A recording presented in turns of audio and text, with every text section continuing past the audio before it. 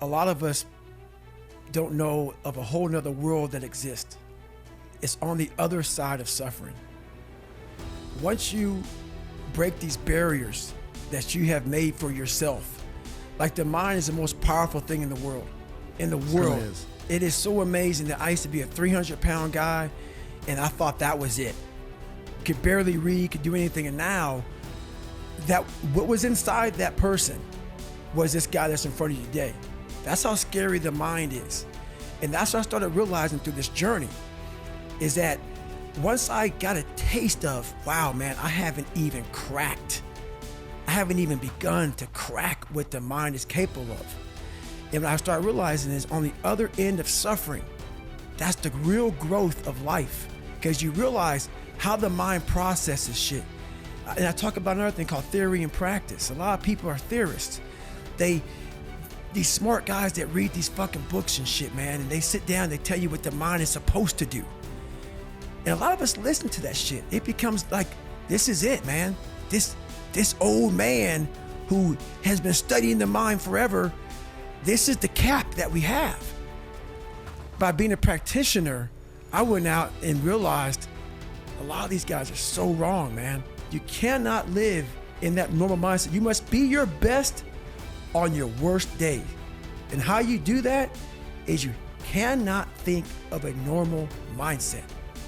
The mind has capabilities that are so unknown, and I found that through suffering. And there's a whole nother world on the other end of that. Like a car has a governor on it. It can go 130. The governor's only going 91. Our mind wants to protect us. The mind is like, honestly, it has a tactical advantage over us. It knows our deepest, darkest fears or insecurities. It knows where we start to feel, we start getting that doubt creeping that says, hey man, you know what, man, maybe this isn't good. Let's go back home to the wife. Let's go back home to the kids. This is not comfortable. So in that moment, the mind directs us. It's a protective mechanism. It saves us from doing bodily harm, or it really saves us from discovering that the mind's like, I want to be in charge of you. I don't want you to be in charge of me. So it tells you, let's just stop right here. But once you start breaking through that barrier and start breaking down that governor that you've put in your mind, because we forget we are in control of our mind. We believe it's the other way around. No, we put in our minds what we should do, but we believe our mind is telling us, it's giving us all this feedback. We have to reprogram it and tell us, no, we're good. We're good, this sucks, but it's okay. If you walk into any kind of event, whether it be physical or mental, if you walk in with already putting that block on your mind of, man, this ain't gonna happen. People go, how did you run 135 miles to Death Valley? How did you run 100 miles with no training? Because I went into it not thinking, I can't do this, man.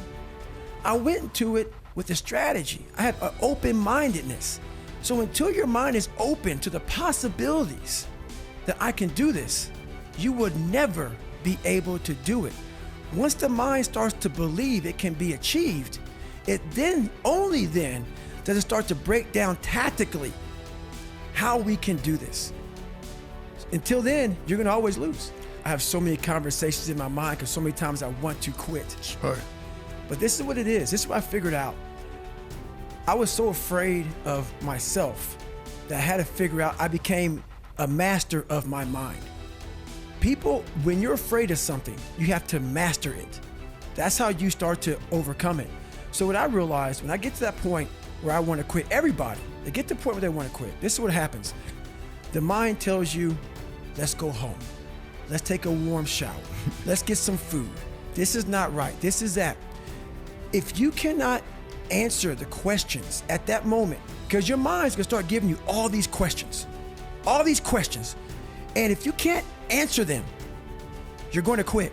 What I realized when I was going through Buds, Ranger School, all this 100-mile race, 200-mile races, pull-up records, my mind would come creeping in.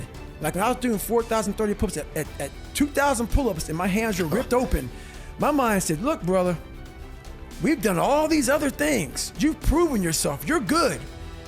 If I didn't have the answer to respond to my mind and say, why I'm here, why I'm doing this, you will always lose that fight. You have to have the response to what your mind is going to tell you when you have nothing to draw from. I was able to find strength in every molecule of this earth.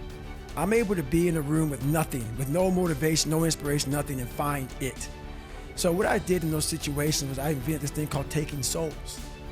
When everybody's all fucked up and you're exhausted and you're weak and you're tired and you're looking around and everybody looks as bad as you or even worse, I'm like, you know what? I want to now make a statement. It's the perfect time to make a statement.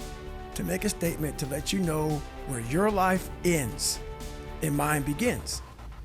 And so the statement there is, I muster up every bit of strength from their looks on their faces and how they feel, and how I'm gonna now, from my childhood, where I came from, how I was the bottom of the barrel, I'm now amongst all these uncommon people. I'm now going to now make you feel like you're common.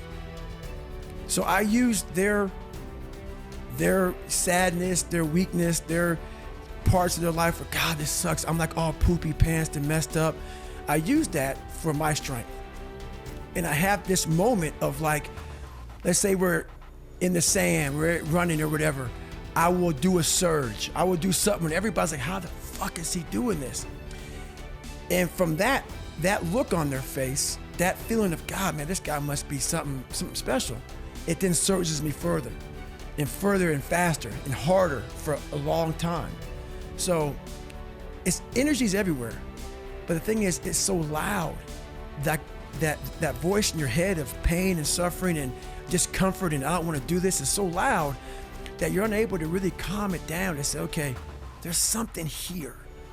It's a patient calm that you have to bring to yourself to say, I know I have something here, but that voice is so powerful that it just wants you just to, let's leave. Right. We're done. It spazzes you out and you want to go versus saying, let's take a second. Hang on. Before we spaz the fuck out, hang on. And in that moment, you can think clearly and find that strength out there for you.